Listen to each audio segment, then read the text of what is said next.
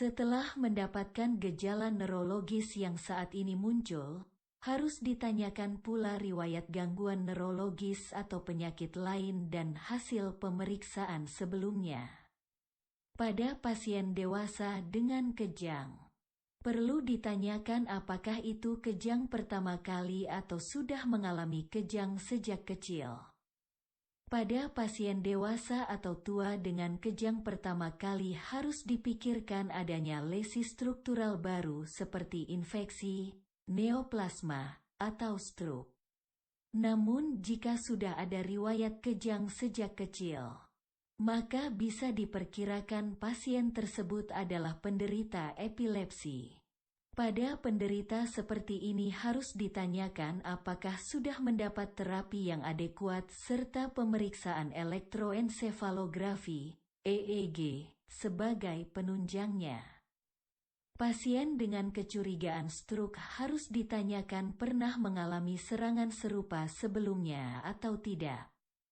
Jadi gejala klinis yang muncul merupakan gejala yang betul-betul baru pertama kali muncul atau sudah pernah sebelumnya. Apabila sudah pernah, juga harus dipastikan apakah gejala sebelumnya segera pulih dalam waktu kurang dari 24 jam atau menetap lebih dari itu.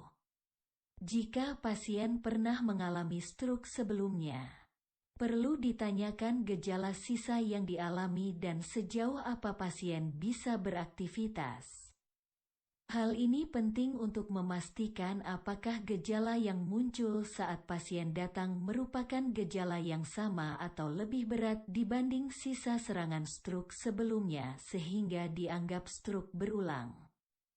Jika pasien membawa hasil CT scan atau MRI yang memang memastikan adanya riwayat stroke, akan lebih mudah bagi dokter untuk menegakkan diagnosis stroke berulang. Oleh karena kemungkinannya sangat tinggi pada yang sudah pernah stroke sebelumnya, terminologi yang digunakan oleh pasien juga harus dipastikan sama dengan yang diketahui oleh dokter pemeriksa. Misalnya istilah kepala pusing yang dimaksud oleh pasien apakah nyeri kepala atau pusing berputar.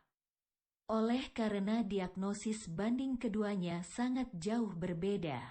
Demikian pula dengan keluhan kejang. Banyak gejala yang mirip kejang, namun yang khas pada kejang adalah kejadiannya yang mendadak. Gerakannya biasanya ritmis sekejap dalam hitungan menit, serta berpola.